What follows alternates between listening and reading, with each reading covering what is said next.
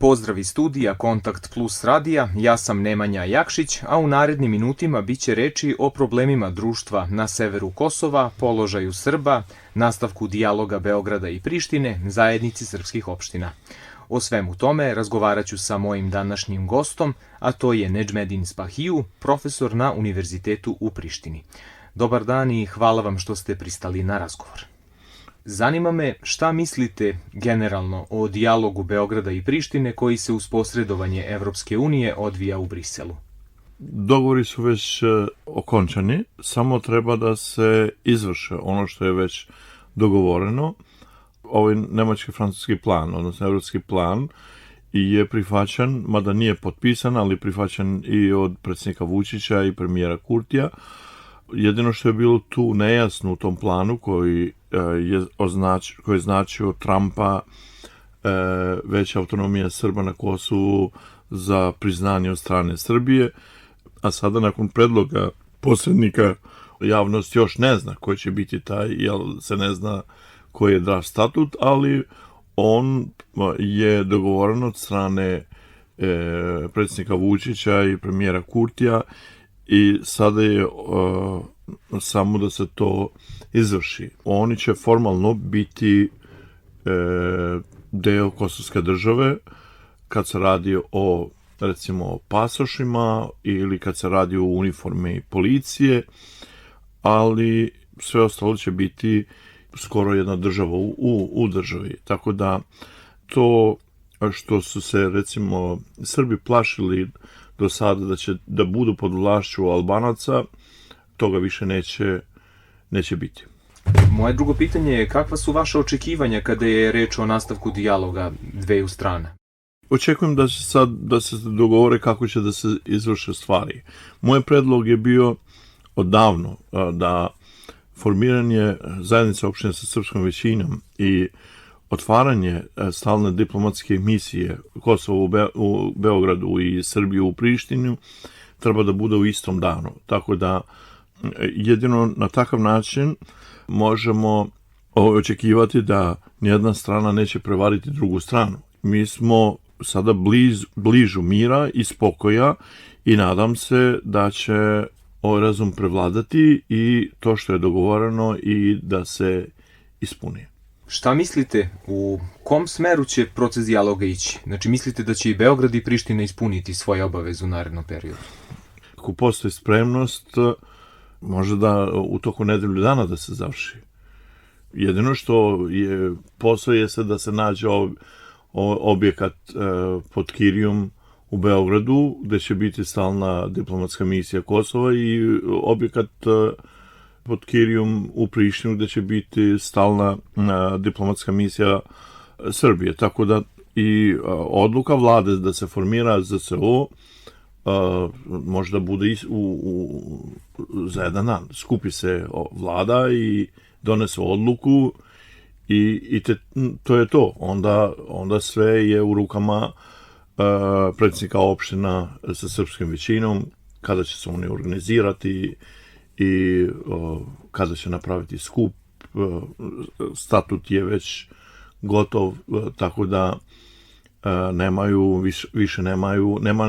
neki naročiti posao šta da se uradi. Hoće li vlada u Prištini sprovesti ono što od nje zahtevaju Sjedinjene države i Evropska unija? Ako Beograd ispuni ono što je tu zacrtano u nemačko-francuskom planu, mislim da će vlada u Prištini nema kud. Mislim, morat će.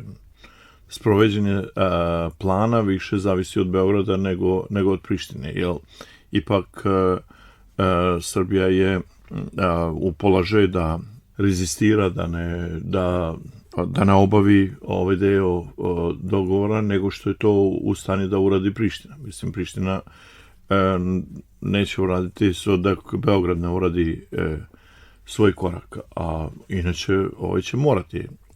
Srbija je jaka država u kojem teže da se pritiska na nju i da se navede da ispuni dogovor. Na koji način će, prema vašem mišljenju, biti formirana zajednica srpskih opština i kako će ona izgledati?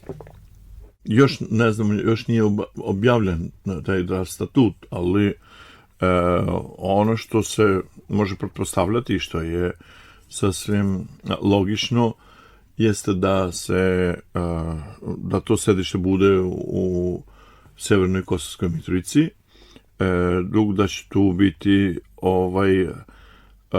delegati iz svih opština sa srpskom većinom.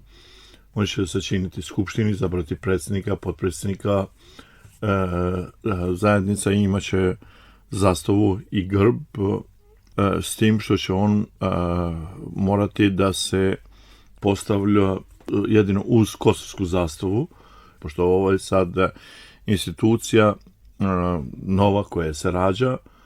Da li će doći do smirivanja tenzija između Srba i Albanaca na Kosovu, ako i kada zajednica srpskih opština bude formirana? Da. Ukoliko se ona formira, sve će biti postavljeno na stvari na svome. Ne mislim da će imati ikog problema. Živite u Mitrovici, pa me zanima šta mislite, hoće li srpska zajednica na severu Kosova postupiti onako kako to nalaže administrativno uputstvo i pokrenuti tu peticiju za smenu gradonačelnika Severne Mitrovice, Leposavića, Zvečana i Zubinog Potoka? Niko ne može silom naterati gradonačelnike da daju ostavku, ni premijer, ni niko. Jedini način je peticija građana i to skupljeno 20% potpisnika, recimo, i kad budu izabran neki drugi, recimo, predstavnik Srbin, i njega ne može niko da razreši ukoliko on napravi neki krivično delo, pa da ga sud kazni. Inače, ne može neko da razreši jednostavno zbog toga, zbog političke situacije ili zbog političkih zahteva da se neko razreši sa dužnosti. Problem je to što sadašnji gradonačelnici, nije samo zato što su Albanci, nego problem je to što oni nisu kadrovi da vode opštinu, nemaju znanja, nemaju iskustva, nemaju i oni bi želeli možda da budu dobri, ali oni nemaju kapaciteta za to. Da li i kada očekujete da će ti izbori biti održani?